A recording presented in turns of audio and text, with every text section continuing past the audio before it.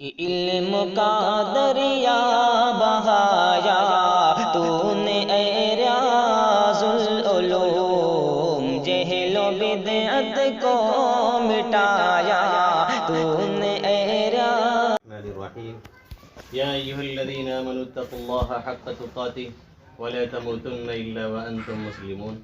صدق اللہ مولانا العظیم۔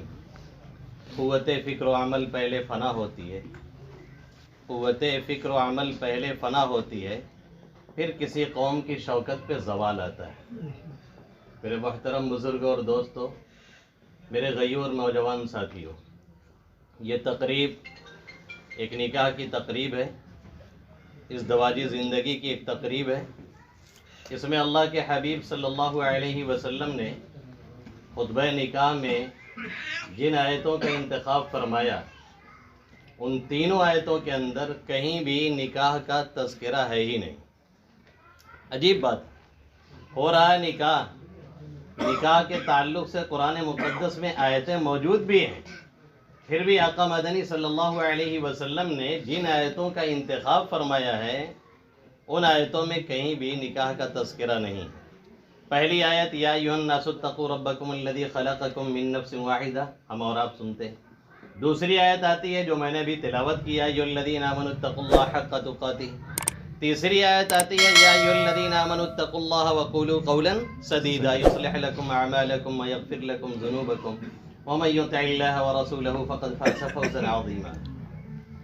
ان تین آیتوں کا انتخاب کر کے، ان تین آیتوں کو چن کر کے اللہ کے حبیب صلی اللہ علیہ وسلم نے ہمیں، آپ کو، نکاح میں شریک ہونے والوں کو اور جو رشتے ازدواج میں منسلک ہو رہے ہیں، اس عقد میں بندھے جا رہے ہیں، ان تمام لوگوں کو یہ پیغام دیا، اتقوا اللہ اتقوا اللہ اتقوا اللہ۔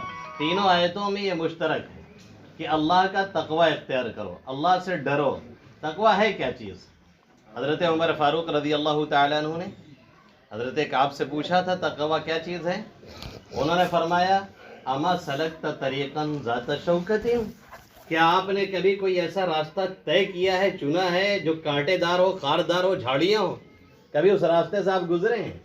کہنے لگے تو بہت ہوا ہے، اونٹ چراتے تھے، نہ معلوم کتنی مرتبہ ایسے جانا آنا ہوا۔ پوچھا آپ نے اس میں پھر کیا کیا؟ جب اس راستے سے آپ کو نکلنا ہوا تو آپ نے کیا کیا؟ کہنے لگے شمر تو میں نے اپنا دامن وغیرہ ٹھیک سے سمیٹ لیا، اس کے بعد وہاں سے بچتے بچتے نکل گیا۔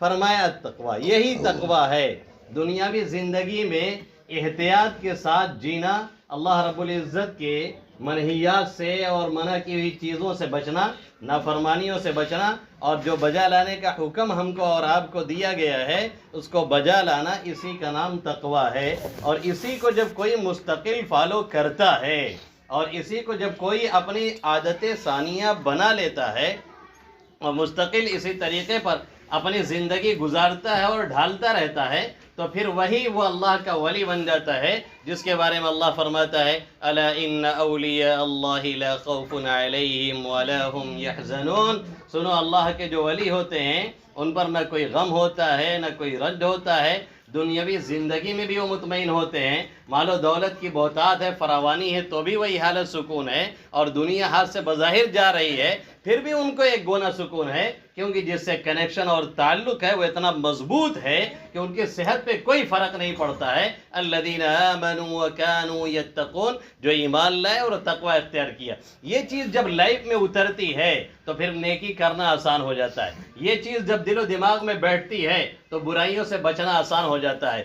یہ چیز جب ہمارے اور آپ کے دل و دماغ میں اترے گی تو پھر رات کی تنہائیوں میں جب کوئی دیکھنے والا نہیں، کوئی ہاتھ پکڑنے والا نہیں، کوئی کمنٹ کرنے والا نہیں، کوئی ہماری غلطیوں کو جاننے والا نہیں، پھر بھی دل یہ دستک دے رہا ہوتا ہے کہ وہ دیکھ رہا ہے۔ ان ربک لبالمرصاد، تمہارا رب گھات میں لگا ہے، CCTV کیمرے لگا کر کے اس نے رکھے ہیں، سب کچھ وہ دیکھ رہا ہے۔ پھر برائی کرنا مشکل ہو جاتا ہے، برائیوں سے بچنا آسان ہو جاتا ہے، نیکیاں کرنا آسان ہو جاتا ہے۔ اسی کا پیغام اللہ کے حبیب صلی اللہ علیہ وسلم نے اس موقع سے دیا ہے زوجین کو، اس موقع سے دیا ہے میاں اور بیوی کو، کہ جب تک زندگی میں تقوی والی زندگی نہیں ہوگی تب تک کبھی لائف خوشگوار نہیں ہو سکتی ہے، تب تک کبھی ہماری اور آپ کی زندگی گھریلو اچھی نہیں گزر سکتی ہے۔ ایک دم یقینی بات ہے بھئی، قوانین سے لوگوں کو جکڑا جا سکتا ہے۔ ہم نے ایک قانون بنا دیا آپ کو بیوی کے ساتھ اچھی طرح رہنا ہے، بیوی کو ہم نے کہہ دیا کہ یہ قانون ہے کہ آپ کو شوہر کے ساتھ اچھی طرح سے رہنا ہے۔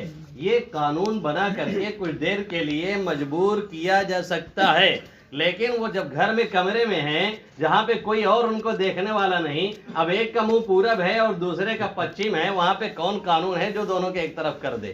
کون قانون ہے جو دلوں کو ملا دے؟ کون قانون ہے جو لائف کو صحیح کر دے؟ کون قانون ہے جو زندگی کو خوشگوار بنا دے؟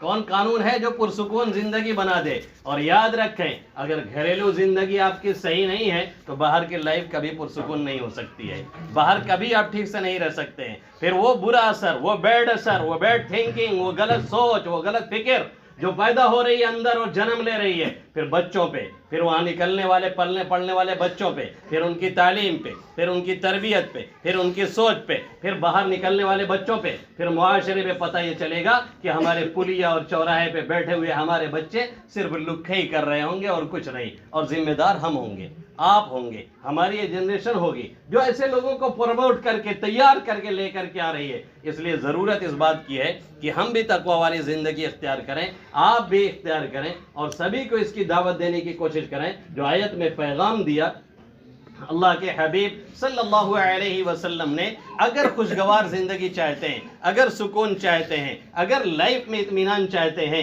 تو تھوڑا سا سنبھالنا پڑے گا۔ اور اپنے نوجوانوں سے بالخصوص کہتا ہوں، نوجوانوں کہاں رات بھر چیٹنگ میں مست رہتے ہو، کہاں رات بھر ادھر سے ادھر مس کال مار کر کے کسی کو پھنسانے کے چکر میں رہتے ہو، کہاں رات بھر نہ معلوم کون سی دنیا میں جا کر کے کتنے ہیں جو گندی فلموں میں اپنی جوانی تک کو برباد کرتے ہیں، اور کتنے ہیں جو جوانی پہ قدم رکھنے سے پہلے بیچارے جوانی کو قید بار کر چکے ہیں۔ یہ ہمارے اور آپ کی جو غلط روش ہے، 3:30 بجے اور 4 بجے جاگ کر کے کبھی پب جی میں، کبھی فری فائر میں، کبھی کسی اور چیز میں ہم اپنی زندگیوں کو برباد کر رہے ہیں، اور آنے والی جنریشن کو بھی ہم برباد کر رہے ہیں۔ 3-4 بجے تک ہمارا نوجوان یہی کرتا ہے، اور اس کے بعد فیس بک اور واٹس ایپ اور انسٹاگرام اور ٹویٹر پہ ایک میسج امت کی خیر خواہی کا ڈال کر کے پھر سو جاتا ہے، فجر بھی نہیں پڑتا ہے، کوئی 10 بجے اٹھتا ہے، کوئی 9 بجے اٹھتا ہے۔ کیا زمانے میں پنپنے کی یہی باتیں ہیں؟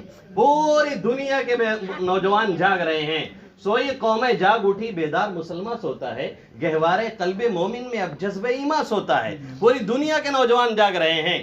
اسرائیلی وہ جن کے پورے بدن پہ کپڑے بھی نہیں ہوتے، ان کی عورتوں، ان کی لڑکیوں کو بھی ہم نے احتجاج کرتے دیکھا ہے، اور ہم نے یہ بینر اٹھا کر کے دیکھا ہے کہ وہ لے کر کے چل رہی تھی، جن کے اوپر اسکرٹ تھی اور پوری چڈھی بھی نہیں پہنے ہوئے تھی، لیکن انہوں نے تاریخ کو فراموش نہیں کیا، اور اس میں لکھا ہوا تھا انگریزی میں کہ ہم خیبر بھولے نہیں ہیں، اور خیبر ہم دوبارہ لے کر کے رہیں گے۔ اور آج وہ کافی اندر تک آ چکے ہیں، اور ہمارے اور آپ کو پتہ بھی نہیں کہ خیبر کیا چیز ہے۔ آقا مدنی صلی اللہ علیہ وسلم نے کیسے پتا کیا تھا، عمر فاروق نے یہودیوں کو کیسے نکالا تھا، یہ سب ہمیں خبر ہی نہیں۔ اپنی تاریخ سے غافل ہو کر کے کوئی اس ہیرو کو فالو کر رہا ہے، کوئی اس ہیرو کو فالو کر رہا ہے، کوئی کہہ رہا ہے ہمارا فیوریٹ فلاں ہیرو ہے، فلاں ہیرو ہے، کوئی بہن کھڑی ہوتی ہے اور کہتی ہے ہماری فیوریٹ فلاں ہیروئن ہے۔ کاش کوئی نوجوان کھڑا ہوتا اور کہتا ہمارے فیوریٹ عمر فاروق رضی اللہ تعالیٰ عنہ ہے۔ کاش کوئی نوجوان کھڑا ہوتا اور کہتا ہمارے سب سے فیوریٹ صدیق اکبر ہیں۔ کاش کوئی نوجوان کھڑا ہوتا اور یہ کہتا